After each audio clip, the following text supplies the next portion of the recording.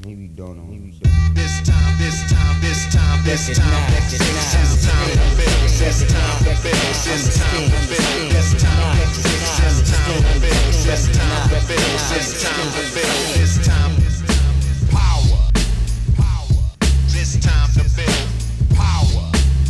This time to build power. This time to build power. What's up, everybody? I am your host, Chris Hampton. Welcome to episode 139 of the Power Company Podcast, brought to you by PowerCompanyClimbing.com. I am here in Lander, Wyoming, though I won't be for long. I'm headed out on the road very soon, in just a few days. I'm going to fly to Vegas for a podcast interview. I'm flying to Vegas for one podcast interview because a lot of you have asked for this interview, and I'm really looking forward to it. I'm not going to tell you who it is right now. You're going to have to wait for that, but it'll be coming soon.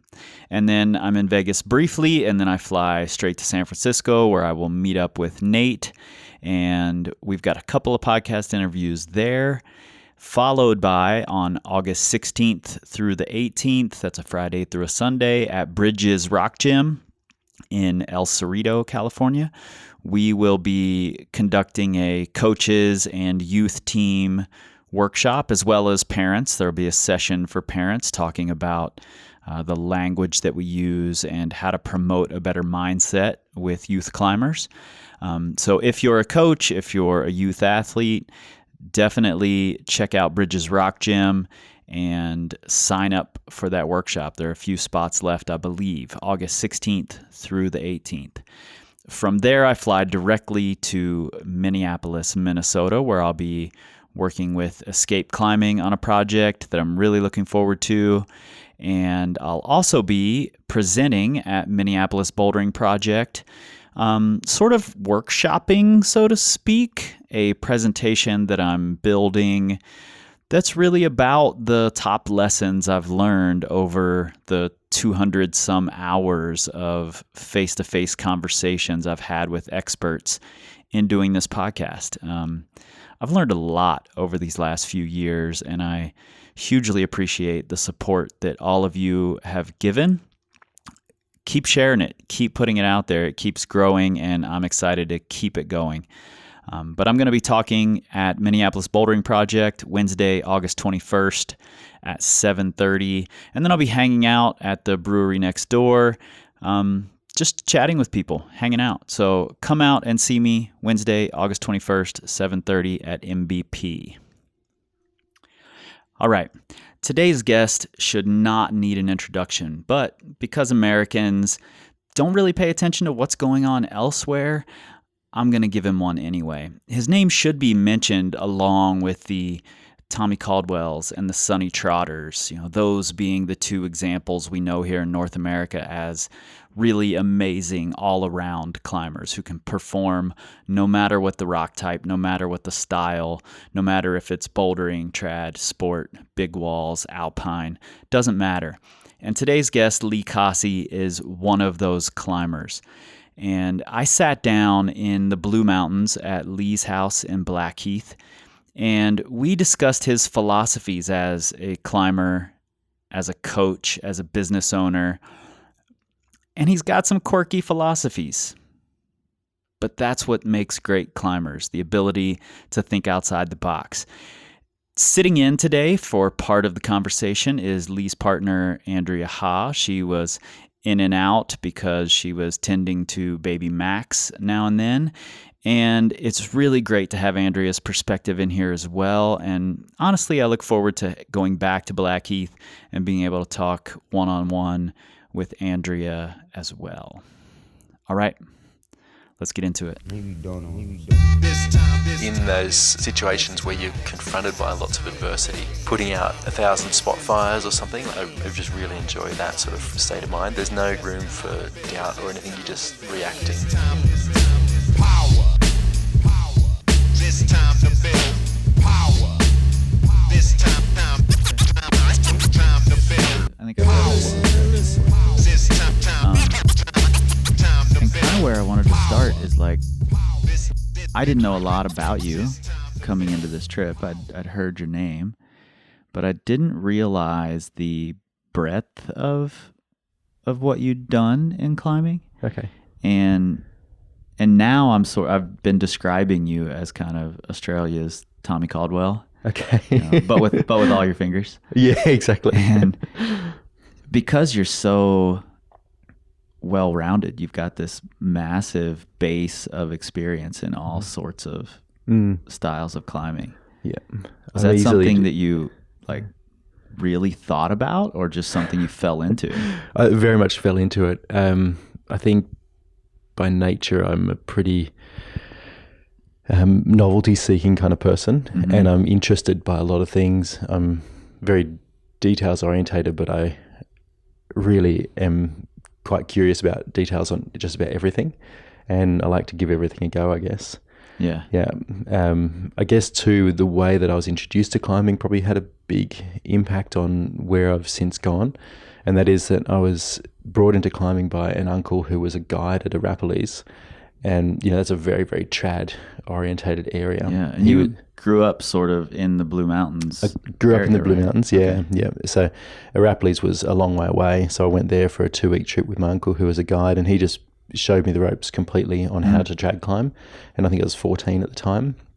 So the introduction to climbing was super traditional, but I've come from this background of like, moderately high level gymnastics. Right. And then the other side of that was that I'm in the epicenter of what would become the Australian sport climbing capital, which is the Blue Mountains. At the time it wasn't, but it became that over my sort of first few years of climbing. Yeah. It went from being a bit of a backwater in Australia, not on the kind of, not on the radar in terms of a high volume of sport climbing, to having far, far, far more sport climbing than the rest of Australia put together. And so I guess it's a little bit serendipitous in that my introduction was trad, my hometown was a sport capital, and I have this background of being in kind of relatively high level of sport, I guess. Yeah. And so... What is your sport background? Oh, so gymnastics primarily. Okay. Yeah. And you were the same, Andrea, right? You were a gymnast. Yeah, Andrew was a much higher level gymnast than I was. Yeah, I think just growing up in Victoria and just being dedicated to that one sport, and I did it for 10 years. So, yeah. Well, I think, it's interesting you say that, because when I was looking at your tick list, your resume, so to speak, and thinking about, well, I know he grew up in the Blue Mountains, and there's this entirely different ethic at a Rapparees and the Grampians. It very much reminded me of, have you read The Talent Code? The Daniel Coyle book, where he talks about, these people who just happen to be in the right place at the right time. Yeah. At the right time. Yeah. And like you said, it's sort of serendipitous that you're introduced to climbing and you live in this, what will become the mecca of climbing. Yeah. And I think the ethics of those three areas, from what I can see anyway, have sort of shaped the style that you climb in and the way that you climb. And I'm interested to know a little bit about that. Yeah, very much. I guess I said, the Blue Mountains would become the sport climbing mecca. Yeah. And I guess it wasn't that at the time.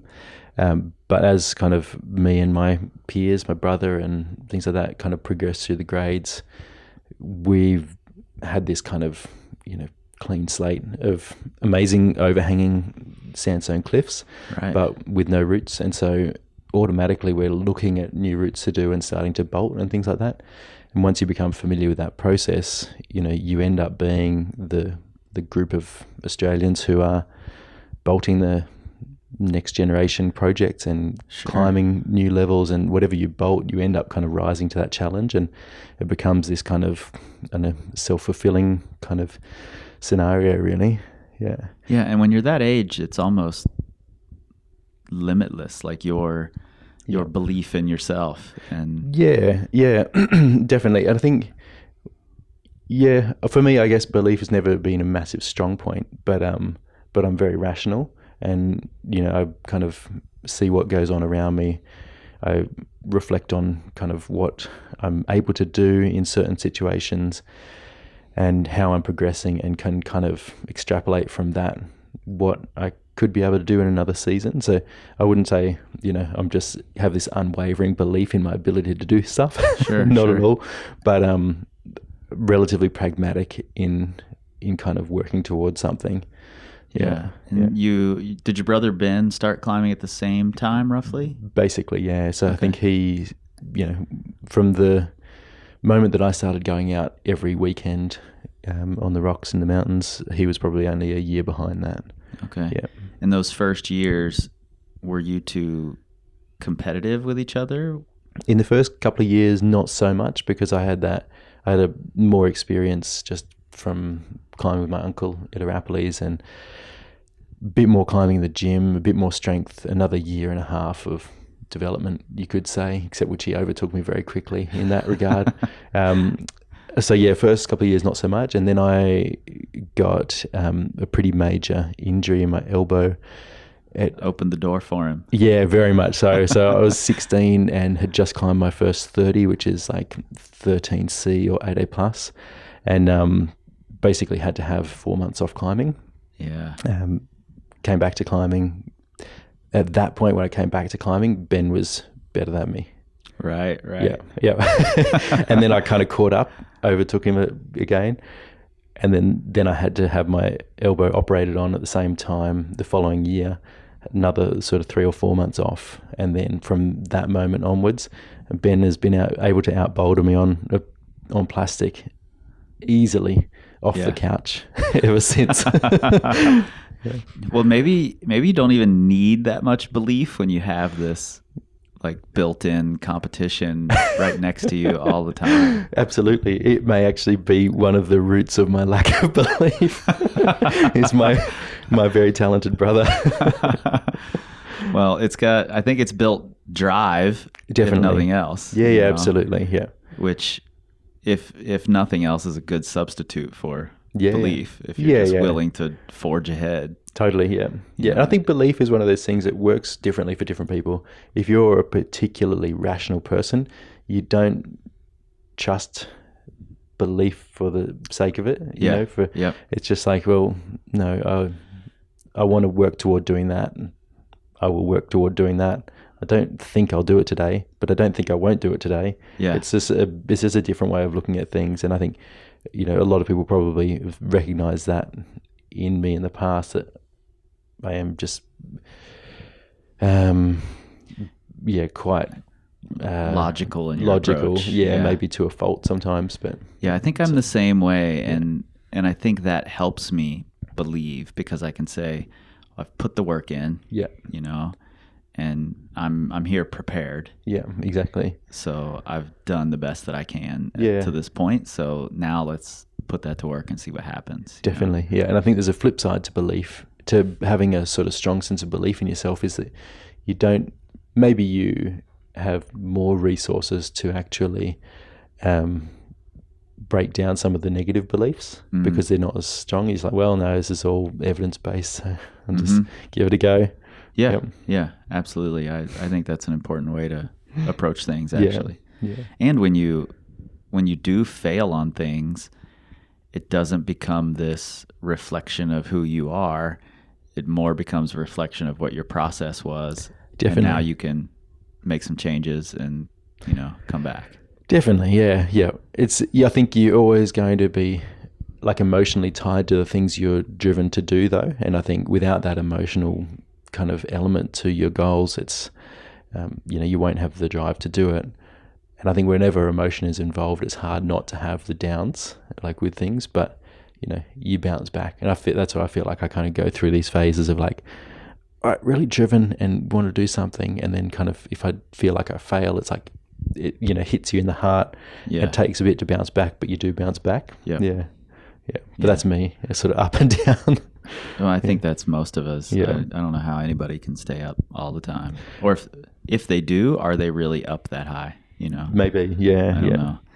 So I was just in the Gramps and very, very briefly at Arapiles, and it really struck me that there's a strong ethic in both of those places that, like Taipan Wall, for instance, is very much a mixed climbing area. Yeah. They'll put bolts in where bolt is needed, but if there's gear available, they'll use gear. And they're not afraid of big runouts, and it's not a like safe climbing haven where you should go and learn to climb. Yeah. But in some respects, I think you did learn to climb there. I mean, maybe not in the very beginning years, but how has the Taipan Wall in particular shaped how you approach climbing now? Yeah. I guess what Taipan is and Arapalis and that sort of ethic that you talk about is a reflection of a time within Australian climbing, maybe more so than it being a geographical centre. Like it. And if you look at the first ascents that are done in those areas, they're quite often done by foreigners, people from out of state, probably more often than not. And so I guess it's a little bit more like this is the kind of the accepted way in which you do things in that area. Therefore, the people that develop routes there kind of just continue that same trend. And it's almost maybe because it hasn't had a really, really strong local scene that it hasn't really shifted into something else, like a bit more of a sport-orientated approach. Sure, yeah. But to answer your question about how it's shaped me, like, because it's a very real thing, like it's got a different style to it. It feels like a whole different world up there. Definitely, yeah. I think when you're young, especially, and you are looking at things that you want to do, you just see the challenges as being normal. It's like that's let's say Serpentine. It's a mixed climb with not amazing bolts and some big runouts. That's what I want to do. And it's just to clarify for people who don't know Serpentine, it's also pitch, the second pitch up a big intimidating wall. Definitely, yes. And there are no anchors, right? No, you jump off the top or top out or something. Jump off and take this massive fall. Yeah, so, exactly. So it's not like it's just a pitch. No, exactly. There's quite a bit more to it. For sure, yeah. And in being like that, you just rise to the challenge. You haven't got something to contrast that to. Like we didn't, it's not like, all right, I've grown up in maybe the Red or Rodayar or somewhere that's quite consumer orientated with quite a lot of bolts. You just that's what you do, and you just do it. Especially when you're young, you don't really think about what it isn't. You just there, solve the problem and get on with it. And then when you do go somewhere else, so like my first trip to Europe climbing in Sayus, I remember having a chat with Dave Graham and Joe Kinder and I think Luke Parody at the time. Like we're just talking about how normal it is in Australia to kind of just, sometimes you have runouts or sometimes you got a shit bolt and, everyone else in the world is just like, oh my God, that's just unacceptable. Someone needs to get in there and fix that. You're like, oh yeah, well, I guess you could. And I guess I do that at my home crags, but I can also just get on with it. Just do it. Yeah. And so then say, how has that shaped my climbing further? It's like going to Yosemite and, doing something like El Nino ground up. There's pictures on that which is just like, all right, well, I haven't got gear here, but I'll just kind of make it happen, or things like that. You just kind of draw on that skill set which you kind of think is normal. And that really kind of hit me when I was climbing on the Taipan Wall, because it seems out of left field almost when you just show up in Yosemite and are trying to go ground up on some notorious big wall, And I'm like, where in Australia are you preparing for that kind of thing? But then when I go see the Taipan Wall, it seems like a perfect breeding ground for the skills that you would need to run it out, to try hard way above gear, to be unsure of what's coming but quest up anyway. Exactly. It's a headspace thing. It's not about trying to recreate a 3,000 foot vertical granite wall. That's not the thing that you need to be able to do. The thing that you need to be able to do is go outside of what is other people's comfort zones. So I don't feel like I go outside of my comfort zone. Something like El Cap, it's like actually just the comfort zone, my comfort zone kind of encompass that, if that makes sense. Yeah.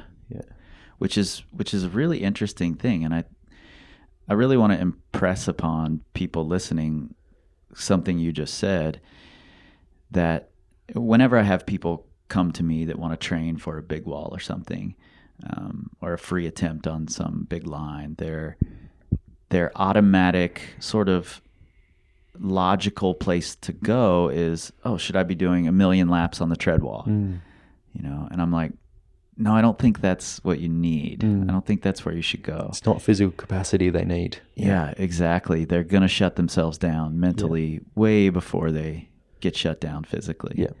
Most people. Yep. Yeah. And I think that's a really interesting observation and a smart observation that you made. Yeah. To say that it's more about headspace. Yeah, definitely. Like I think if you could, you know, put the pictures of a, you know, El Cap big wall side by side at a crag and get someone, all right, do this, then this, then this, then this, there'd be loads of people who could kind of do each of those pictures one after the other. Yep. Yeah. But put it in that situation where it's one on top of the other in a different environment, then things are very, very different. Yeah, and you may not have the right piece of gear that you need for that moment. And exactly. Can you just keep climbing? Yeah. You know, yeah. Those sorts of things. So a better breeding ground for that sort of objective might be someplace like Smith Rock or someplace where you have to deal with big runouts. Yeah.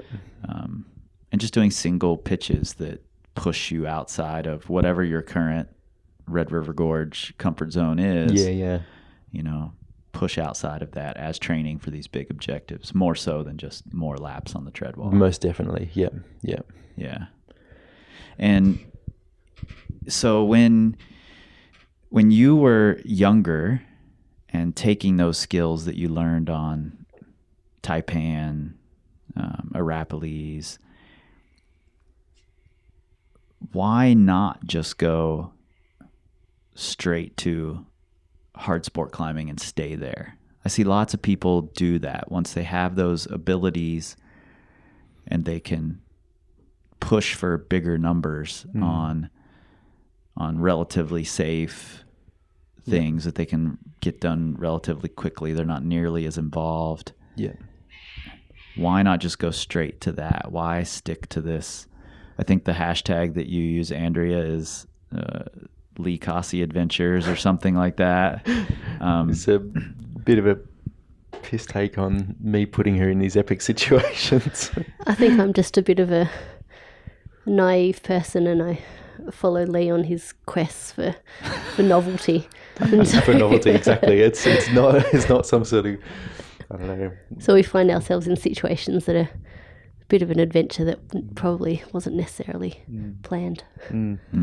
Yeah, I guess the reason is, again, it's a little bit about that sort of moment in time and that sort of serendipitous nature of my exposure when I was younger.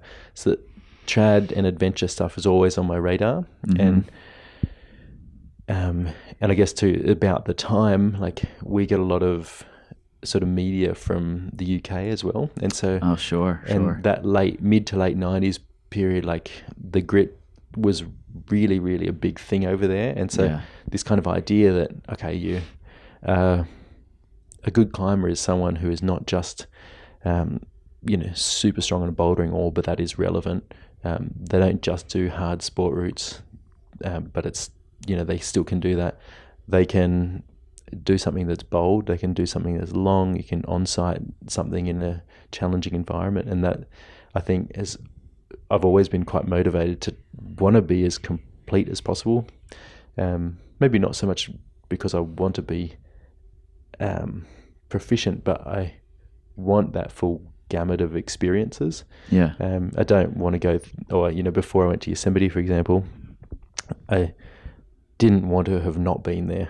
I really, really wanted to go and be in that position that I saw Alex Huber on, Salathe on the front cover of Climbing Mag in the late 90s. And it's like, I want to see what that's like and give it a go.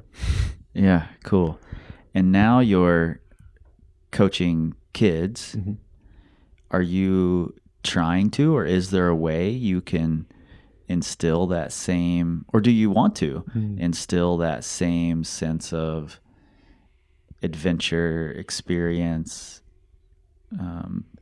hashtag adventures with Lee Cossey or Lee Cossey adventures into these kids? Well, I think the big thing is like understanding that everyone will have a different reason for doing whatever they do, and everyone will have a different baseline for what is stimulating for them.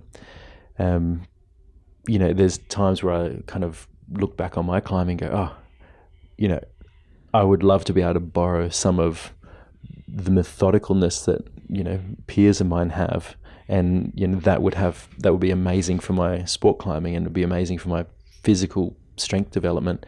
But that's not me. Like, I'm a really, really novelty seeking kind of person. And so I guess I recognize this in the kids as well. There's going to be people who want to do it all, and there's going to be people who, really, really content, like just focusing in on one aspect of their climbing. And I just want to be there to make them feel like whatever they want to do is cool, and give them the opportunity, and make sure that if they do want to do something, that they don't look back on their kind of younger years and sort of wish for more exposure, I guess. So yeah.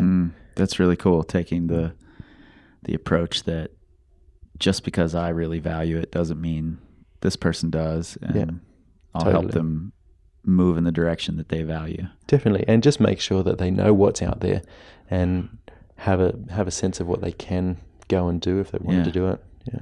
Cool. Andrea, you look like you really wanted to say something when he said novelty seeking, and I'm curious to know now what that was. No, while you were talking about the preparation for Yosemite and kind of the contrast of doing laps on the treadwall, I think Lee should talk about how he prepared for Yosemite, and hopefully inspire some of the kids up here. Yeah, tell me about it. Right. I mean, we're sitting in your little training dungeon down here. Yeah. So yeah, I look like a modern day like fingerboard addict if you look around the training room.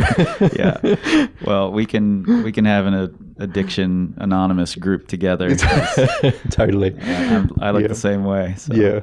Well, yeah. So I guess Andrew is referring to kind of like, and there's two situations I'm thinking of. There's yeah, the building your chocks and going out and trying echo crack, and then also the hand preparation before going to Yosemite as well. Preparation. Yeah. Well, Does this involve a meat tenderizer or anything? Not far like off it.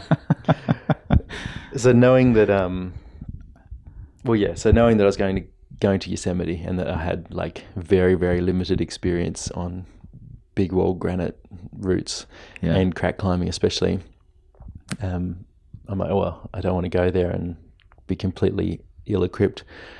So went around kind of my local area trying to repeating the routes that I'd done, the crack climbs and multi-pitches and things, but they weren't super hard. So I thought, all right, we need to make it harder. So this one particular climb, Echo Crack, I thought, well, it's grade 25, so it's like 12A, B sort of grade, 4 pitches long, and the crux is kind of 2 pitches of fist cracks, like quite long pitches. It just eats number 3 Camelots. I'm like, well, we need to make this more challenging. So I thought, I'll make some wooden chocks just out of some building timber and some slings. Yeah. And let's do it at night, and hell, let's like do it bare feet as well. So I did this thing barefoot, fairly sharp crack.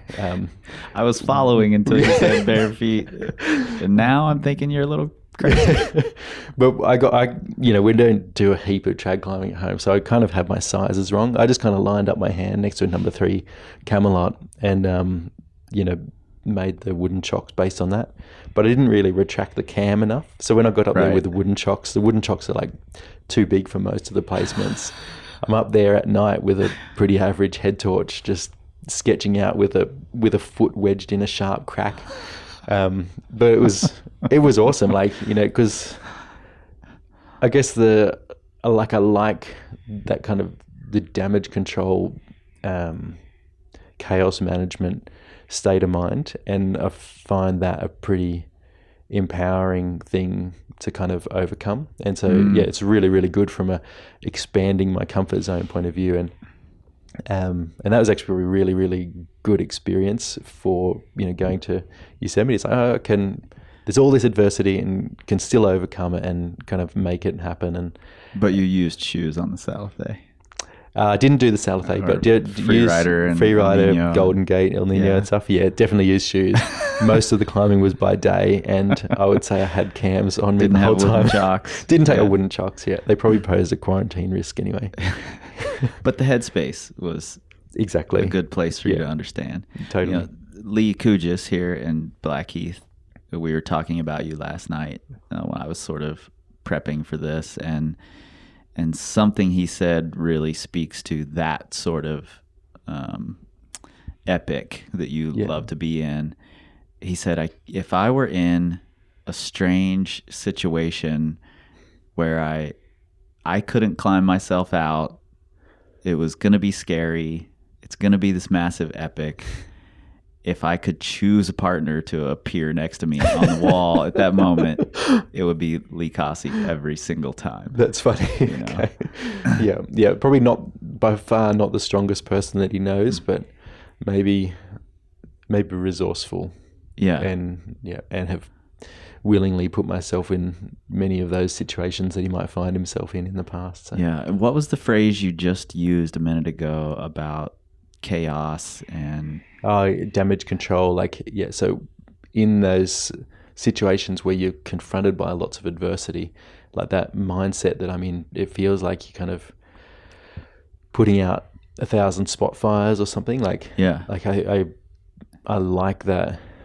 I just really enjoy that sort of state of mind. There's no room for doubt or anything. You're just reacting, and it's the closest that I come to being in a flow state with climbing. Yeah. Can we dig into that a little more? Because I see lots of people get into that sort of chaos, sort of frantic mode. Yep. And not be able to quiet it, to damage control it. Yeah. They give into it immediately. Yeah. Yeah, I see that as well a lot. How did you move past that early on, or was that just something you were always good at? No, I don't think I was always good at it. I can think back to moments where, like especially in my younger years at Arapiles, leading a trad route and just kind of like, not wanting to kind of keep going. I'm sure when you were young, there's so much history here in Australia that I'm sure when you were young, you were coming up relatively quickly and then facing routes that were legendary, that you had built this myth up. Definitely, yeah.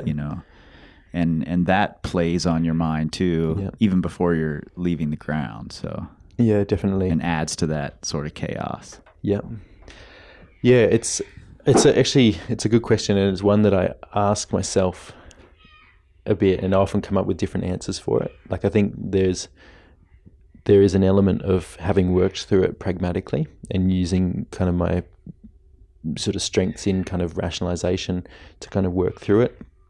But to say it was just that would be to neglect something that's probably equally, if not more important, and that is that I was fortunate to, I guess, develop a sort of sense of identity as a climber around being able to do that. And so that became one of the things that I felt was like an intrinsic part of who I was as a climber. And then when you're thrown into that situation, you have a positive association with reacting a certain way. Yeah. And so once you, I guess, start to recognize that there is that resource that you've got, it's there to be tapped into. Yeah.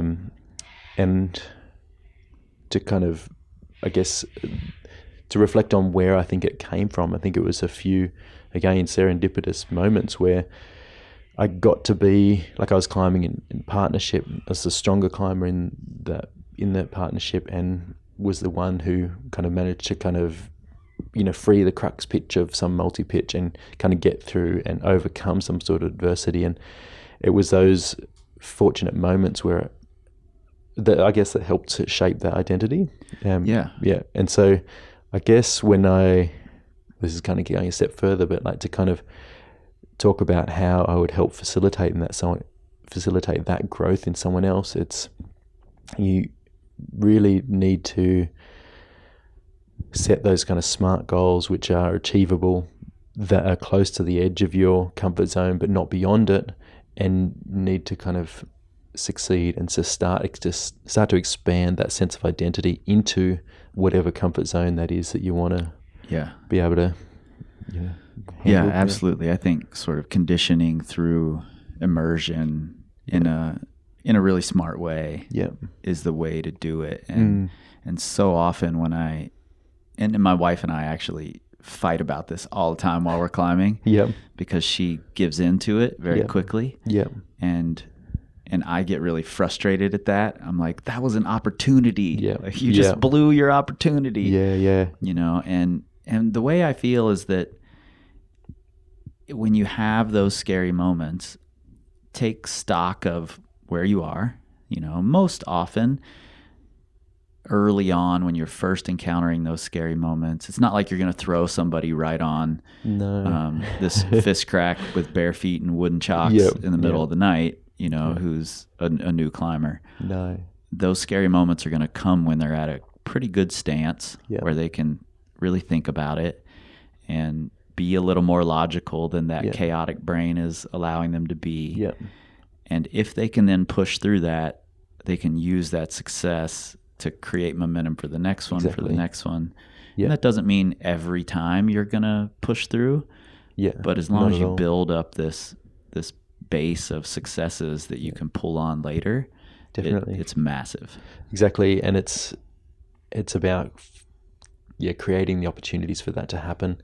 And I guess one thing I noticed looking around at different people often go from strength to strength, or the opposite. And it's usually the people who are the kind of stronger of a partnership, even if you've got two climbers who are fairly new, stronger, and I mean that kind of just in a general sense.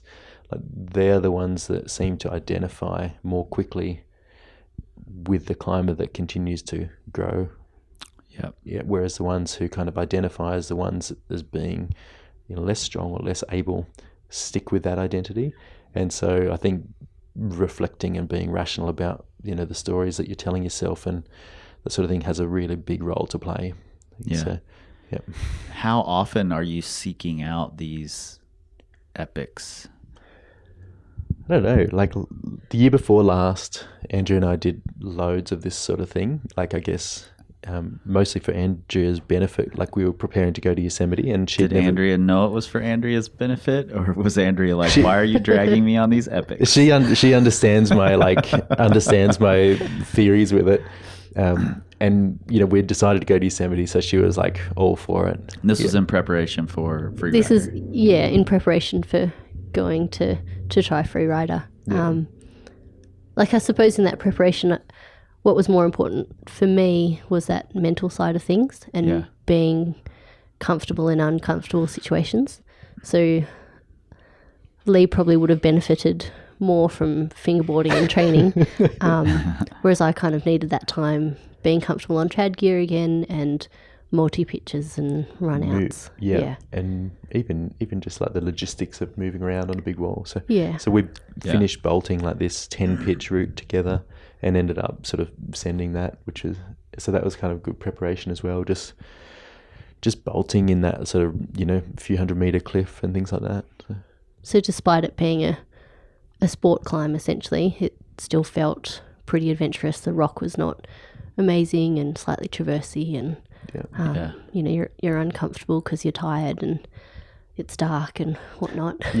But I think lucky for me, I've got a partner that I can trust to help in situations and learn from.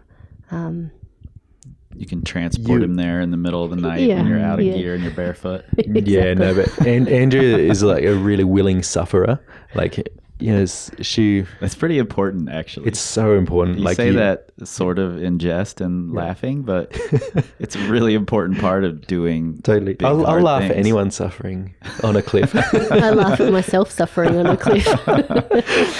But she's so willing to suffer and so willing to just like, there is only one way. It's a one-way street, and that street is like, to the next belay or to the next ledge or whatever. And that's a massive asset. So like, even though she hadn't had a lot of experience, knowing that we were going to spend the best part of 6 months doing some multi-pitches and some trad climbing, like I knew that it was going to result in her having more than enough skills to, do free rider, which she did ground up anyway in the end. Yeah. But I think that preparation, it's good. Like, it's those SMART goals before you go there. Like, you kind of, Yep. tick those things off. Just like if you're training for a sport climb of grade, I don't know, whatever, you kind of want to tick off the grades leading up to that. It's just like with your trad climbing, you want to tick off the other components of it. Yeah, and you're both very interested in the physical side of training as well. So you aren't totally dropping away all physical training while working on skills. Not at all. Correct? Like, I think both of us with our backgrounds, our baseline is our kind of natural way of thinking is, how is this loading my body? And that, like, Andrew's an exercise physiologist and I'm a physio. Like, our day in, day out job is to write programs for people to overcome whatever barriers or injuries or, achieve whatever goals they have. And we're doing that anywhere up to kind of 12, 15 times a day. And so that's just kind of the known thing that's always happening in the background. And it's, we in this conversation, obviously we're talking about the mental preparation a lot. Yeah. But I just wanted to highlight that it's not like this is the only thing we're doing. No, I think I Not at all. did my hardest boulder problem that same year as well. Yeah. So you're still kind of doing that concurrently. Totally. Yeah. So when you are really stuck into a sport climbing goal or a bouldering goal where the mental side of it doesn't necessarily rely on these epics, are you still seeking these things out on a hobby sort of level? Like outside of climbing, you mean, or just doing it as a side? Just thing? as a side part of climbing. Yeah, yes and no. Like, I think often I'll go quite months or even a year without doing some sort of like epic. But I do still crave Is that true, Andrea, or is he exaggerating there? Is it more like 3 days?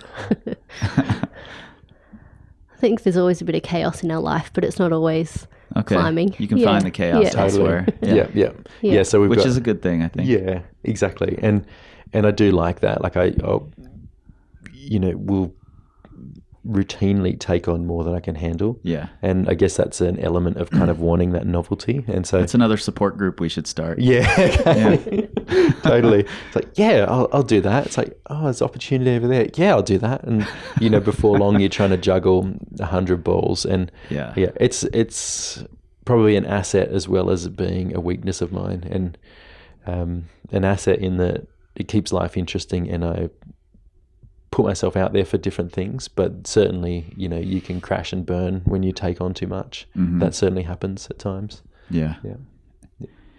Does the business that you two run together, it's Move Clinic, right? Yeah. And are there other businesses tied into that, or is that all sort of encompassing? We also run a bouldering wall called Camp Street Climbing. So the two of us run that with another couple. Yeah. Okay. And then Move Clinic is our physiotherapy, exercise physiology business. Right. Yeah. Did that all get started in the midst of other chaos? Pretty much. Yeah. Like, I think I might have been training for a marathon at the time. Was there something just as a side note? But then we kind of brought together kind of our own sole practitioner businesses into one, and then now we've kind of got a few employees and partners and things like that in that business. Cool. And I think that's the way a lot of small business that's going to be successful starts is kind of in the midst of lots of other chaos, and then it just remains some level of chaos. And it looks really, it has this amazing facade when you're looking in from the outside, but the owners, the people who are making it run, sort of always have a little bit of chaos going on. I think that's almost necessary. Yeah, I it frustrates me because I love the idea of like the neatness and everything being super systematized. Yeah, the really clean system. Yeah, but I'm starting to kind of, I guess, accept that maybe that's not so much my nature. And what the things that I've done that I'm kind of proud of have certainly come out of that asset of mine, which is to kind of go in and have a go. And so it's just kind of understanding, I guess, the limitations of chaos and it's an organized chaos. Exactly, curbing it with that organization a little. Yeah. So something else I find really interesting in terms of like Move Clinic and your physio background is that in the States, at least from my observation, a lot of the people who, at least traditionally, it's definitely changing. There are people like Nick Berry and quite a few people now. But it used to be that the older generation of trad climbers and the bold ethic sort of climbers didn't at all believe in training and those sorts of things. It's interesting because there was like the really, like the Camp 4 Stonemaster guys who were really into it. Yeah. But then there was this level of like old trad dad kind of guys who were like, we never trained for climbing, you know? But you've definitely stuck into it so much that it's become your study at uni and your, I just used an Australian term there, uni. Yeah. And college. I went to college. And then now it's your career. Was there any sort of, first off, does that other ethic exist here? That Absolutely. Yeah. There's a strong culture of this sort of dirtbag, which, from the outside is easy to kind of say, oh, they're too cool to train. It's like, training is uncool. Right. And so there is definitely that culture. I was just talking about this with my brother Ben a few days ago, and like our generation, so like, getting into climbing in the late 90s and stuff, is probably one of the last generations where a dirtbag teenager was also a really, really passionate trainer. Okay. Nowadays, like, I guess the young dirtbags almost, seem to shy away from that training and kind of be like, oh no, I'm just, I'm out there to just rock climb. It's this experiential thing. Exactly. Yeah. Or you've got the performance orientated youth climbers who are very, very gym focused, comp focused, and, don't do the outdoor stuff. And, like it makes sense. Where I am now is complete reflection of kind of the things that I've always loved. And so I'm, pretty lucky and very excited to kind of be where I am in this position. But I guess I would love to see the next generation kind of find that balance again. Like, obviously, it's a choice to kind of dirtbag it if you want, but that's also a really beautiful thing at a certain time in life. Yeah, totally. But to not feel like, there's a fixed identity around that. It's like you can dirtbag, you can have your fingerboard in your backpack or on the side of your car, you can still train. Like, I think it can be quite limiting if you identify too closely with just the one component of the climbing. Like, so often I've seen people say, oh, why are you training in just sport climbing? Where it's at is trad climbing. Right. But I think with having the background of the training and the sport climbing, it massively opens the door for more trad climbing. And you get to do the coolest routes. Yeah. Right. Yeah, if you can do it all. Yeah. If we didn't do the training and the sport climbing, I wouldn't have had the strength and the ability to get up a route like Free Rider or even some of the other trad routes in the country, something like the totem pole. Yeah.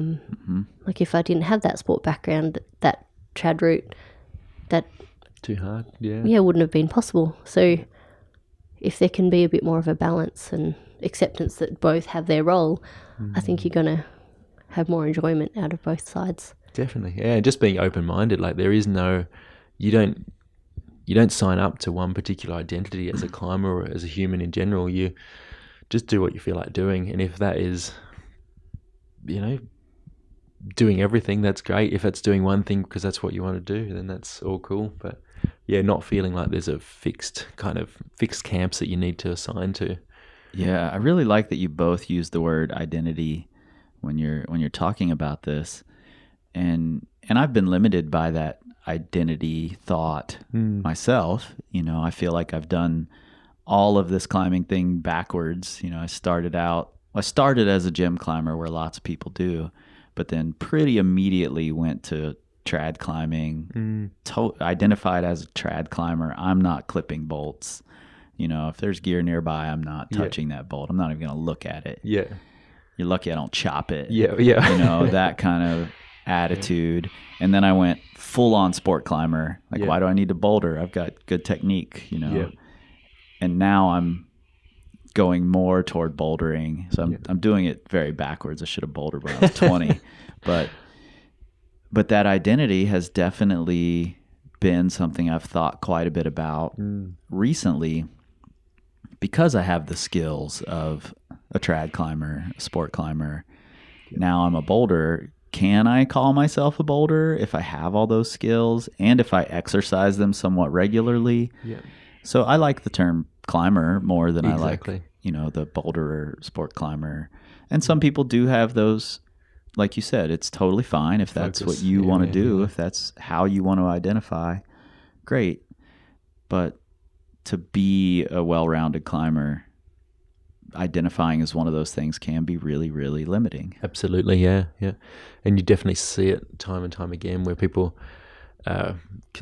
confined by that sense of identity, and that's sometimes even created by the people around them. I think you see it with, you're weak, or you're just a pumper, or you're not strong, and that can really limit someone, and that's not even a construct of their own doing. So yeah, it's really interesting. So now that you're like, I don't want to say, you're definitely not the old guard of Australia yet. You're getting there. You'll be there. 37, yeah, as of 2 weeks ago. Well, happy belated birthday. But now that you've matured quite a bit over your earlier years of climbing, and you've gotten to see all of this change in the sport, and now you're coaching kids, how has Lee Cossey changed from punk kid, who I'm sure you and your brother wreaked havoc on quite a few old guard back then, how has your attitude toward climbing changed? Or is it pretty much the same attitude, just in a more mature vessel? I think personally, what I'm motivated toward, with my own climbing has changed. I think if I look back on, what I was motivated to do when I was younger, it sort of feels like you're never really looking too far from what's around you. You're like, all right, I want to do that. And you have a very fixed way of thinking about your goals. Whereas now I feel like, all right, there's this kind of huge landscape of things that I could do, and they're not necessarily like objectives, but the objectives now might be, all right, I want to pursue that feeling that I get when I go trad climbing it, or go on-site climbing or something like that. And that's more of a pursuing some sort of experience. Or I might go, all right, there is a real hallmark route that I want to get done at some point, and that'll try and factor that into my life over a few year period. So I guess I look at it from my own perspective as a bigger picture process, Yeah. which is definitely healthier. because otherwise you're just going to get swept up in whatever's happening, and what you do is very reflective of what's going on around you, and I don't really want that to be the case. I want what I do to be reflective of things I value. So from an experience point of view, or from a life achievement kind of ascent point of view. Wow, that's a really fucking great answer to a convoluted question. Okay. The other side of it is how I look at climbing now, when I kind of, I guess in the context of being a coach or a mentor or something like that, and I think in a way that although my experience as a youth were amazing, and I came through the sport a really, really important time for myself, and my lessons were reflective of that time, I want to make sure that the kids that I kind of work with now, how do I put it? I guess I want to make sure that they are in no way limited by my way of looking at things. And so that means I kind of need to reflect on, the stories that I either tell myself or that I have been telling, and make sure that there aren't any pitfalls in that. Right. And there always will be. And I'm sure I'll reflect on this time and go, oh yeah, could have done that differently. But I know from my experiences, a lot of things that, were known truths when I was growing up that are now kind of, okay, that's complete rubbish. Yeah. And so I want to sort of, I guess, encourage them to be, constructively critical of the things that are going on around them. Think about things, think about what they want to do, not just as climbers, but as humans in general. And I guess just impart that kind of, I guess longer term view of climbing. Yeah, I love that you talked about sort of chasing the experience. And I think that's a not well, maybe not understood isn't the right word, but for instance, my whole plan coming to the Taipan Wall, knowing I'm going to be way out of shape, my body's beaten up from being on the road for so long, but I've been playing it I've been playing it very safe for the last several years, and I really just want to get scared. Like, I want to be in a position to push through some fear a few times. So climbing on Taipan for me was much less about I want to send a route. This trip was all about I just want to push the boundaries of my comfort zone again, where I haven't in a long time. And I think it's tough for people to grasp that. I agree. Because everyone I've talked to is like, well, but did you do groovy? And I'm like, no, I didn't do it. It's not what I was trying to do. That wasn't the point at all. I would love to come back and try to do it at some point. But this trip was more about, let's get scared up there. And that may, frankly, especially this trip, because I've played it so safe for so long, it didn't take much for me to get freaked out a little bit.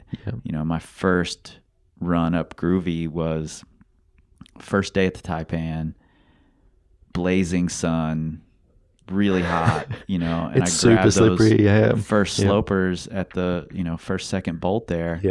And I'm like, holy shit. And you've got to push on something that feels like a skate ramp or something. Exactly. So I'm immediately terrified, and then the next day I went to the top of groovy.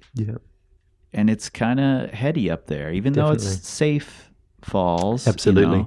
It's kind of heady, and pushing through those falls, pushing through there was enough for me.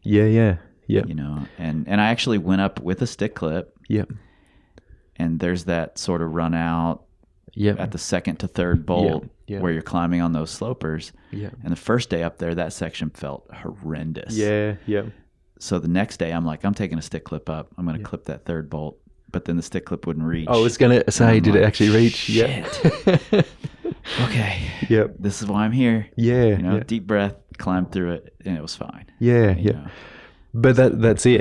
And I think quite often people look back on the things that are the most powerful memories for them, or the most formative experiences, and they're they weren't necessarily ascents. They were feelings, or they were and so, or far too infrequently, we don't make our goals experience based. We make them headline based, if you want to put it like that. I did such and such in this many goes, or but yeah, I think you've got to kind of balance those goals out with the ones where, all right, I want to feel like I expand my sense of identity as a climber, or I get scared, or I have this experience, or I climb in this place, or I do something with a friend, or that sort of thing. And I think they're the things that you look back on and feel as much, if not more, satisfaction with as you do with your kind of bigger sense. Yeah, we were just at Arapalis, and we went to do Kachung because we have to. Yep. I can't go to Arapalis. I can't come to Australia and not do Kachung. Yeah. And there's a big crew, I think from Cairns, okay, on Kachung. Yeah. And it's obvious that they're all intimidated. Yeah. And they like hang at the corner of the roof and Yeah. psych themselves up to climb out the roof. And I watched one guy in particular. I watched him pretty closely, and I could hear the fear in his breathing, and I could see it in his face, and he just kept pushing through. And turned the lip, shaking a little, and definitely afraid of it, and strength failing a little bit, but turned the lip and kept climbing. And awesome. And even though he hung on the gear at the corner, for me, that looked like getting to witness this formative moment. Yeah, definitely. Like he will never not look back on that experience, right, and think of it, as a nothing thing. It's like totally. Yeah, it's really cool to see that. And I think trying to bring that experience into your climbing is a really, really valuable way to set your goals. Yeah, absolutely. And I to sort of backtrack a little bit on something I started to ask about before, the coaching kids thing now, and teaching them to value these experiences and giving them the opportunity to recognize that these experiences are out there. Yeah.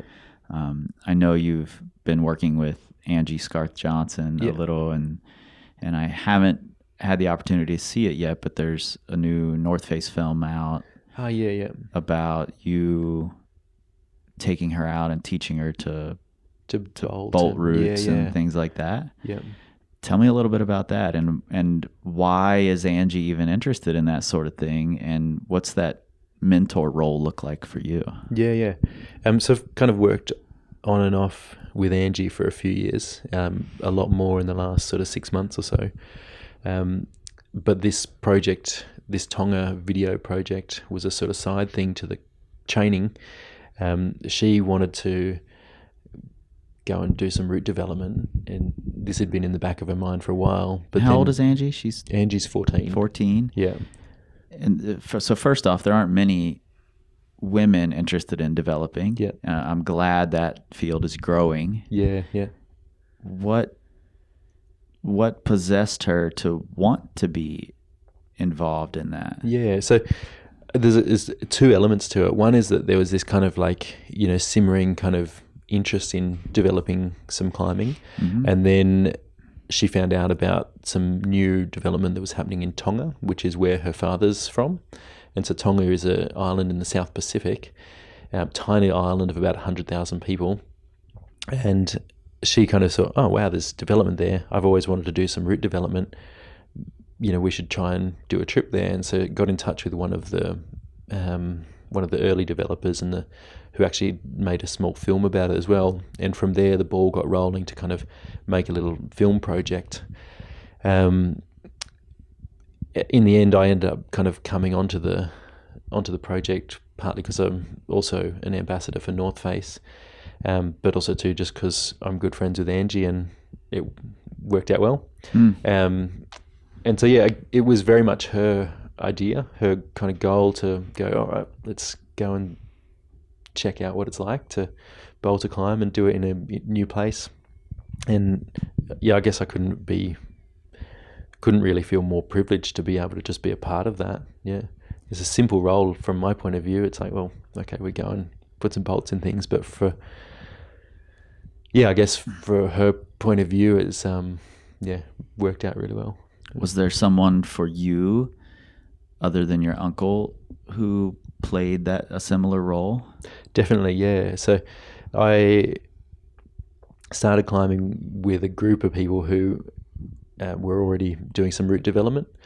And the way that kind of my peer group, I guess, thought about climbing was that we were always thinking about, what other climbs could be done. And so the people around me, especially one guy in particular, Justin Clark, he did a lot of bolting. And so, it was his drill, his glue, his bolts that I first used to put up my first few routes when I was still at high school.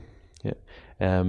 And I guess I'm very, very grateful for the experience and exposure that I had at a super young age. And I can sort of see how much it helped to make my climbing life more rich, and I'm really, really happy to be able to help other people in that way. Yeah, well, I'm really glad that somebody like yourself who values the experience is also mentoring and pushing that, paying that forward, so to speak, because it's definitely really easy to just say, I want only my own experiences. I value my time climbing, so I'm not going to spend a lot of time with other people, teaching other people. I would rather enjoy it myself. Yeah. But there's this kind of like, constant debate about what is altruism. And, when you say that, I'm like, well, gosh, I get so much from the days that I spend, in Tonga with Angie, sort of teaching her kind of what I know about bolting. And, every, couple of nights a week when I work with the kids, I go away from those sessions like super inspired, and enriched. And it's not so much about feeling like, it's good to give back, but it is like truly enriching for me in those moments. So like I can see the value in it for them, and I am definitely motivated to do it because I want to help them.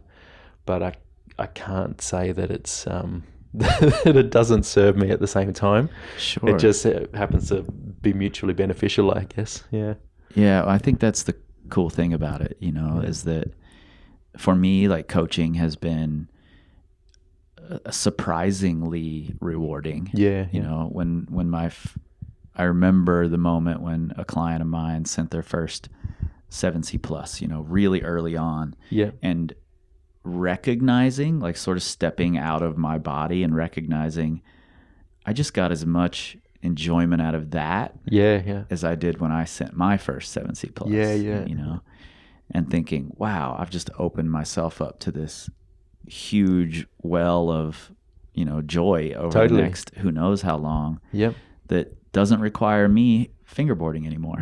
So totally, yeah. And it's a discovery. It's and it's like, I guess, we're talking about novelty before. It's another way to have some form of joy or thrill, and I love it more and more the more time I spend doing it. Yeah. So before we wrap this up, I know I totally skipped over it, and I want to go back to it before we leave here. I need to know about this hand conditioning that Andrea talked about before Yosemite. Yeah. So as I said, we didn't have many cracks in Australia, and I've looked at the kind of backs of the hands of some of the climbers that I've seen who have done a lot of crack climbing, and they're thick and leathery, and I'm like, oh, okay, that doesn't bode well if I sort of start shoving my hand in granite cracks for a long way. The Japanese are going to be really interested in this right now, by the way. Yes, they certainly are. Yeah. I think wide boys are currently trying to make themselves create more business for themselves at the moment, but I'm sure there's going to be some volumes heading to Japan. But no, I was getting a sharp nail and basically just like scratching the backs of my hands, getting to scab up a little bit and sort of stimulating that, a little bit of thicker skin adaptation. Callousing, the only reason that new nail, rusty nail. Well, actually, it had sharpened it, so it was pretty clean. But the problem, sharper nails than a but the normal problem nail. with that was that I also was doing a lot of training at the time, and I was probably a little bit run down. And then I happened to go climbing at an area which is kind of known for its kind of grubbiness. Really good climbing though. This is Nowra. And I came back from that weekend with not just kind of a scabby back of the hand, but like a puffy. It had become infected. No. And so the backs of my hands were now infected. But thankfully, I think I still had about 4 weeks before I went away. So that resolved. And it definitely worked. Definitely had tougher skin. Andrew on the back doesn't of my look so hands. convinced. Yeah. Oh, well, it seems to have worked. It definitely worked. I think Did you people employ use the tape nail gloves. when you were preparing for Freerider? Oh, no. I think I learned from people's past experiences. I didn't feel like I needed to do that, fortunately. Also, too, she judges some of my kind of preparation a little bit skeptically, and yeah, Well, I don't blame her. yeah, probably fair. Yeah. Yeah, Okay, awesome, man. I appreciate hugely. You know, I had very, very limited time back in Blackheath, and I'm like, I'm just gonna message Lee relentlessly if he doesn't get back to me. So I'll just show up at his house one morning. But I'm glad you. no, it's agreed. been fun. Yeah, no, it's great to sit down and have a chat about climbing. It's always Cool. good. Awesome. We should definitely do it again when I'm back here. For sure. I'll be in Blackheath again. I'm 100% positive of that. Awesome. And I'd love to dig more into the nerdy side of your Oh training. yeah, So, for sure. Yeah. Cool. Love to. Awesome. Thanks, man. Cool. Thank you.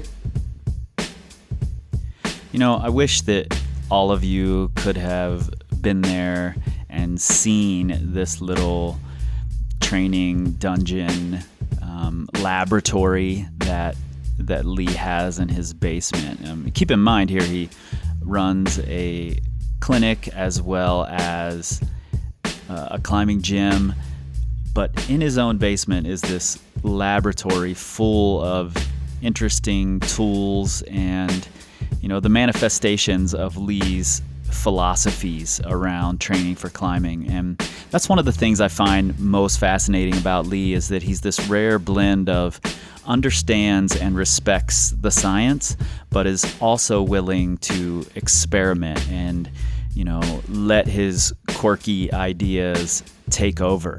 They're not all going to work. Some do, some don't. And I think he would agree with that as well. But the important thing is that he's experimenting. He's out there looking for every little edge he can find in order to get better. And that, you know, that includes the mental side, the philosophical side, as well as the physical side. And that is exactly what makes Lee Cossey one of the best all-around climbers on the planet. So Lee, thanks again hugely for sitting down with me, for taking the time out. Thank you, Andrea, as well. Your perspective was invaluable in this episode, and I'm looking forward to one with you. And I can't wait to come back and talk to you again, Lee, and hang out in your training laboratory and hear more of these crazy, quirky, and effective ideas that you have. For all of you out there, if you are in the San Francisco area, again, August 16th to 18th, I'll be at Bridges Rock Gym. Nate and I teaching a coaching, youth athlete, and parents workshop. Check out the Bridges Rock Gym website, or there are links right there in your Pocket Supercomputer in the show notes for this episode. And then if you're in Minneapolis, Wednesday, August 21st, 7:30, I'll be at MBP presenting about all the amazing things I've learned from 200 plus hours of conversations with experts on this podcast. Come out and see me, hang out with me afterward. I would love to meet everyone and just chat a little. So if you are in neither one of those places, you know where to find us, powercompanyclimbing.com. You can find us on the Instagrams, the Facebooks, and the Pinterest at Power Company Climbing. And you can look for us on the Twitter.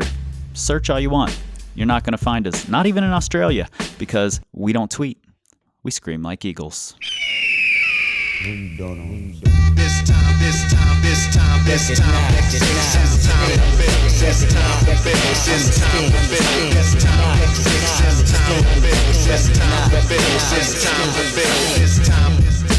Power.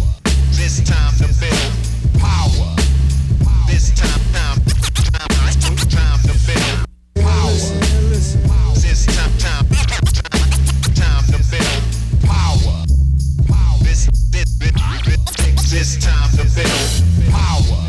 This time to build power. This time to build power. This time to build power. This time to build this time to build this time to build this time to build this time to build this time to build this time to build this time to build this time to build